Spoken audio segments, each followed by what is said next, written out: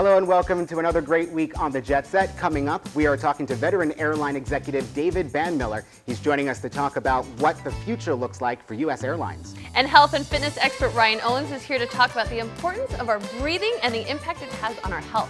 And we're bringing some positivity into your week with our four-legged friends. All of this and more is coming up. You're watching the Jet Set. Are you ready to go? It's time to Jet Set. We have your ticket to travel, food, and fitness.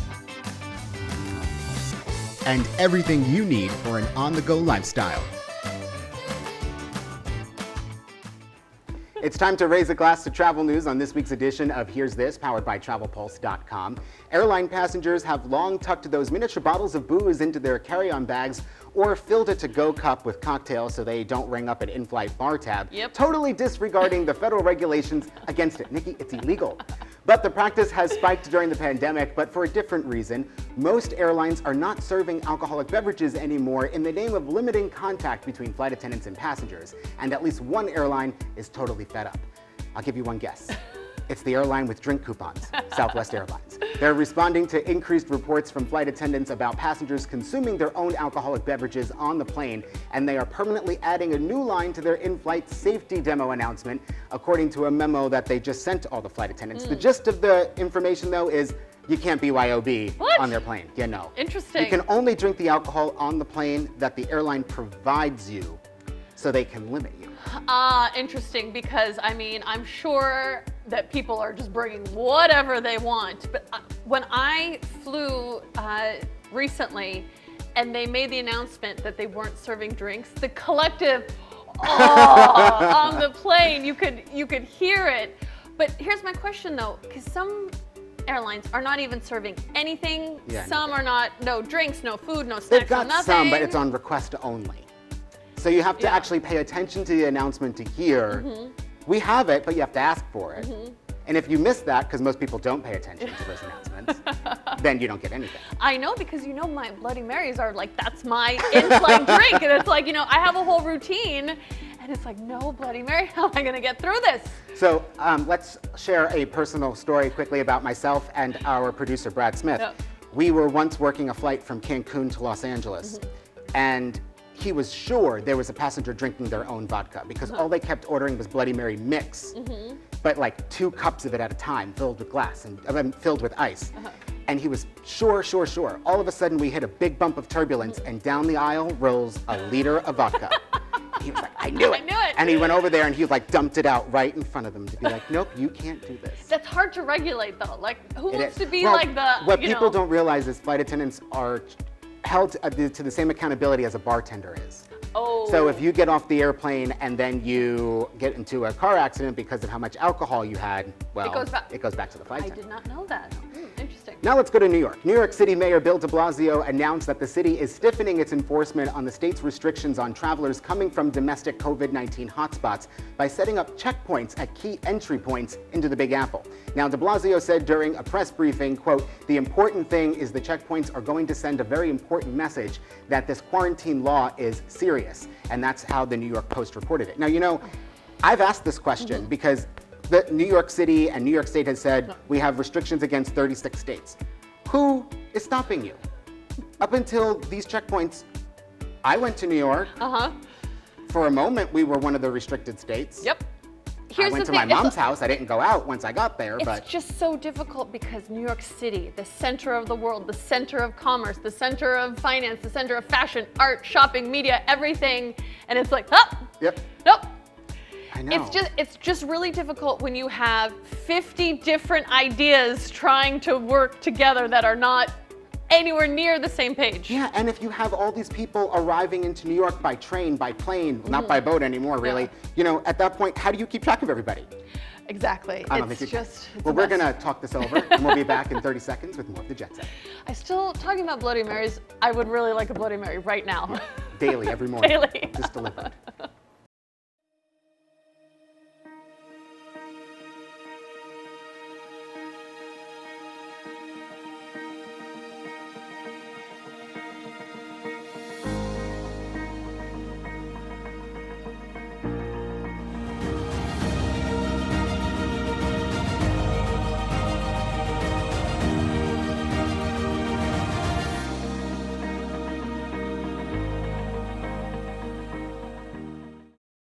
2020 is, well, just not so great, honestly. So we wanted to try to inject a little positivity into your week.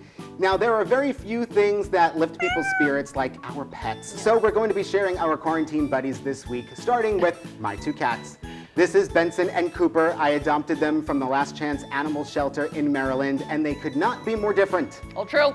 Very true. If you came to my house, you would never see Benson. Nope. No one here has ever seen Benson, Nope. except for me and Juan. But if you're going to come to my house, your Cooper is going to jump on your lap and lick your face. Cooper's a dog. Yeah, he is a dog. He really is a dog. He is definitely a people kitty. Sure. And if you're in the Washington, D.C. area, you can check out Last Chance Animal Rescue and their dogs and cats and see who is available to be adopted. You can go to lastchanceanimalrescue.org. I like it. And this is my old man, Luca. Luca is going to be 14 years old, and he is an absolute saint. I know this because our 3-year-old just climbs all over him. He has become the love interest of Samantha, who loves him to the point of obsession. Yep. She just like grabs him in a... Like a headlock. And Luca is unendingly kind to her. All right, next here's Enzo. Enzo is our producer Brad's four-legged friend. He's 5 years old, a plot hound mix, and was our studio dog for several years until he was replaced recently because they both relocated to Phoenix. Oh, finally, we wanted to highlight an organization called Blue Ridge Greyhound Adoption. Our director, April, just adopted Arrow at the beginning of June. He's an adorable and loving 2-year-old, and he's still learning how to navigate stairs. If you're interested in adopting or fostering a greyhound, please go to brga.com to learn more. He learned how to sleep pretty quickly, though, and stay quiet while we're filming. We've got to take a quick break, but everyone take a deep breath and relax, because when we come back, Ryan Owens is joining us to talk about breathing. Who doesn't need that in 2020? I Just need as long mine. as you're wearing your mask or you're at a social distance. Yeah. Or both. But everything's going to be okay.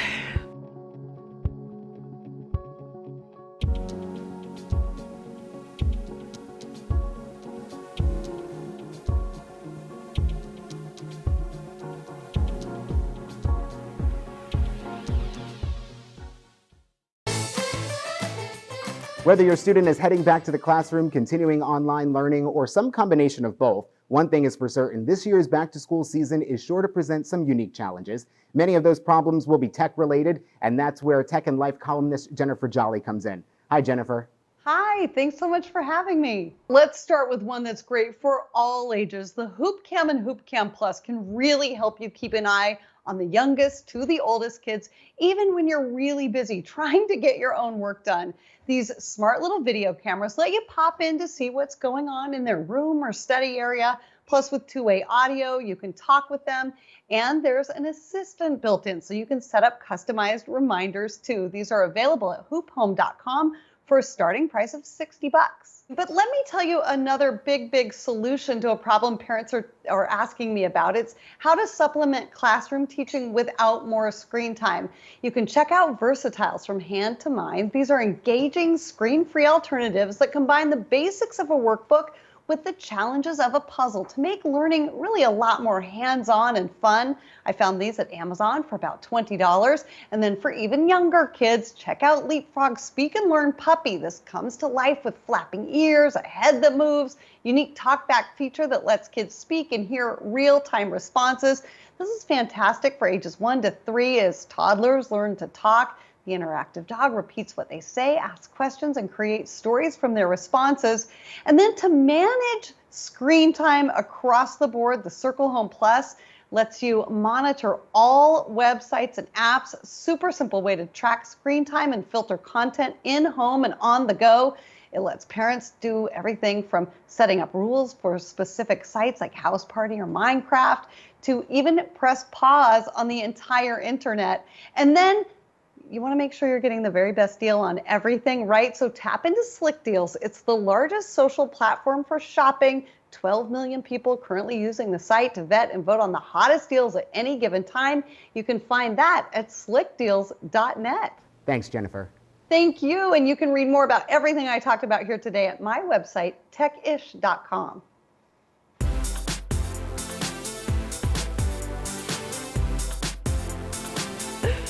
On today's Fit to Fly, we're going to talk about something that we do about 20,000 times a day and probably not very well. If you guessed breathing, you are correct. It's at the core of our function, but so many of us, especially me right now, are not breathing correctly, not utilizing our breaths as we should, and don't really know how to properly breathe. I was one of those people, but luckily we have my friend Ryan Owens from Fitness Together here today to tell us how and why breathing is so important and how to properly use your breath. Ryan, welcome to the show. Thank you, Nikki. Okay, so we have worked together since I won Mrs. DC, and then we got ready for Mrs. America together, so it's been over a year, and one of the things we started to work on was my breathing. And you have kind of changed the game in how I look at breathing. Why is it so important? Yeah, that's a great question. And I mean, you hit it on the head, 20,000 times a day, sometimes more, sometimes less, but it's the thing you do more than probably anything else in your health and fitness life. And usually it's one of the things you consider last. And really what I did with you and what I do with a lot of clients is bring it to the forefront, because it's something that if you address it first, it takes care of a lot of other issues on down the line. So if you come at that first and attack the breathing issues, it just can take care of a number of different things. Okay, so what are people doing wrong? Oh, So many things. so many things. So one thing you'll hear a lot is people breathing into their upper chest a lot, or people holding their breath. So those two are really common. Holding my breath, Holding the breath, or breathing up into the upper neck and shoulders area, and then they'll feel tight up in here. So that's a common mistake. And then a lot of people just have really stuck rib cages from sitting all the time, being hunched over. Yes, and especially right now. Yeah, right now, it's crazy. Okay, so what's one way, an easy way to alter how we breathe? Yeah, I think one of the easiest ways, and I mean the way I start with most people, is to just get on your back, put one hand on your heart, one hand on your stomach, and the one that's down here on your stomach, that's the one you want to feel moving more so than the one that's on your heart. And that doesn't mean that you're breathing with your belly. So Okay, wait, let's break this myth down, because we hear a lot about belly breathing, but it's not really belly breathing, it's diaphragm breathing. So let's break down exactly what that is. Right. So it's not, I always tell people, it's not that your belly is not going to move. It's going to move, but that shouldn't be the main focus, because your belly can't breathe. Your diaphragm is your primary breathing muscle, and your diaphragm's actually up here, kind of closer to your upper ribs. So a lot of people stick their belly out, and suck their belly in, and really the rib cage isn't moving at all. So we're really not ever engaging that primary breathing muscle, the thing that controls calming yourself down even. So let's talk about both of these things. Let's talk about the importance of inhale and exhale properly. Yeah, and so I think a lot of people, when you hear people say, take a big breath in, take a big breath out. And it really doesn't matter how much air you take in or how much air you take out. Your body's always fully oxygenated. So really what matters, especially for calming down, is the pace of your breath. Slow inhales and even slower exhales. So if you can really lengthen out the exhale, that's the money. That's where you're going to feel nice and calm, relaxed up in here. This, shoulders down. Exactly. Okay, so especially right now, we've got a pandemic going on. We don't know if school is going to open or not. I am holding my breath all of the time. What is a way that I can just kind of monitor that and fix that? Yeah, I think that's a really common one for a lot of people. And I think the thing that you said that's awesome is you're aware of it though. So a lot of people just aren't aware of it. So I think by having your own breath practice and starting to notice your breathing more, and then you'll notice when you're holding your breath. And a lot of times it's in stressful situations. Like I know for me, for example, I hold my breath going through the supermarket checkout line. Because you know how there's always someone behind you and they're wanting to go fast and you want to go fast. And so I'll hold my breath. So it's just sometimes those random stressful situations, you'll find yourself doing it, but awareness is the key. Right when you're aware of it, just notice and then get back on track. Thank you, Ryan. You're welcome. Thank you. Where can people find more information about you? People can find me on Instagram. I'm at Ryan O Trainer. I also work at Fitness Together Central Georgetown, where you train. So you can find me there, or you can go to our website, fitnesstogethercentralgeorgetown.com. Okay, ready? Let's breathe in. And a long exhale out. Thanks, Ryan. Thank you.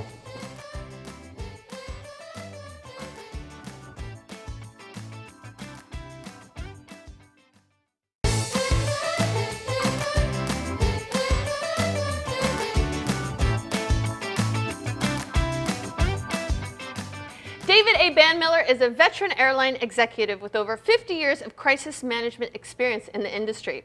He began his career as a management trainee for TWA, loading cargo, writing tickets, and working in operations control. Over the course of his executive career, he rose to senior leadership positions at several airlines, including American, Sun Country, Pan Am, Aloha, and AirCal. In his book, Turbulence, he takes us behind the curtain to show what it really takes to move millions of passengers in 1 million ton metal tubes at 38,000 feet, supported by over 750,000 direct airline employees, moving 2.4 million passengers each day via 28,000 daily flights worldwide. David, welcome to the show. Thank you very much for having me.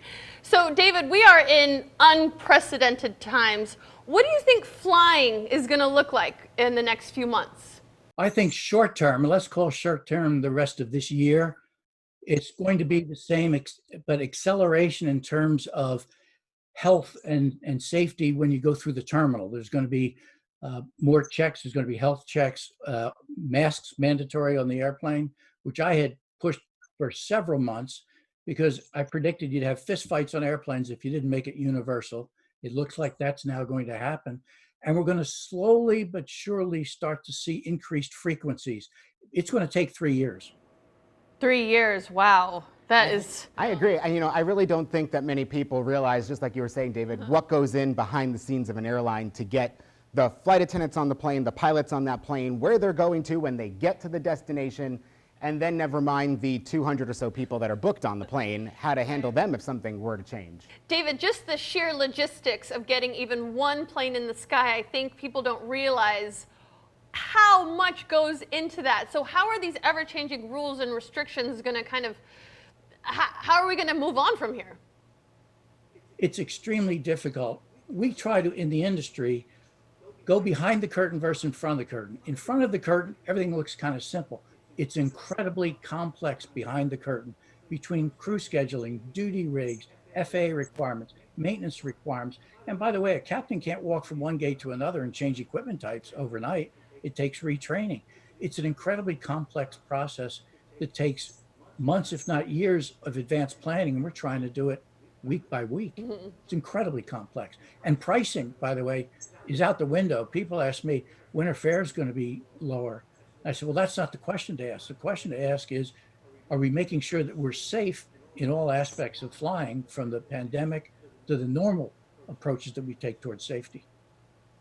You actually bring up a really good point. You were talking about, airfares and when they're going to go up again, and that's not the question you should be asking. You've got quite a resume from Aloha, Pan Am, Sun Country. From your perspective, how have you seen the airline industry change? Oh my gosh, it's unbelievable the change post-pandemic, because the airlines were, I won't say on a roll because we've never made a lot of money. The average industry makes 15% pre-tax, and the industry on their best days was 8%. But the COVID impact has been dramatic. We had 750,000 employees in the U.S. airline industry. 200,000 are going to be gone probably between now and the next few months. The pilots in particular are getting decimated. Load factors are below 50%, 40 some odd percent. The furloughs are just one part of the entire puzzle, but it affects other industries too. Who's getting it right, you think, David? Well, I wouldn't want to name one particular airline. And maybe I'm a little bit prejudiced. I would say, and I watch all of them, they're all in a tough situation. I would say American and Delta, and I'm saying that in part because they've established some requirements and they're sticking to it, one of which is masks. Mm-hmm. If you don't wear a mask, you don't fly on our airline, and I would do the exact same thing. In terms of the middle seat, that's a tough call, because if you block all the middle seats, every flight's going to lose money. It's crazy to even think that should happen. But they're all doing basically the same thing in terms of processing of passengers safely. The in-flight product in terms of the circulation of air is phenomenal with all the airlines. And it's safer really than a theater, an operating theater. Mm-hmm. It's true. I don't think many people realize that the filtration system on an airplane, mm-hmm. especially now with the filters that they put in, are up to or exceeding hospital grade for that mm-hmm. matter. Well, I saw a number in an article today that said somebody researched to determine how many people got sick flying because of COVID, yeah. Not other reasons. I think they found one. So the paranoia about flying, I think, is a bit misplaced. Again, I'm prejudiced. But it is a safe way to travel, I can assure you. It's safer than going to a restaurant, safer than taking a train, or even going grocery shopping. I agree. I do too. Well, thank you, David. And the book Turbulence is available everywhere you get your books. Thank you so much for talking to us today. Thanks, David. Nice seeing you guys. Take care. Well, we have to take one final break, but we've got to go. Coming up, don't go anywhere.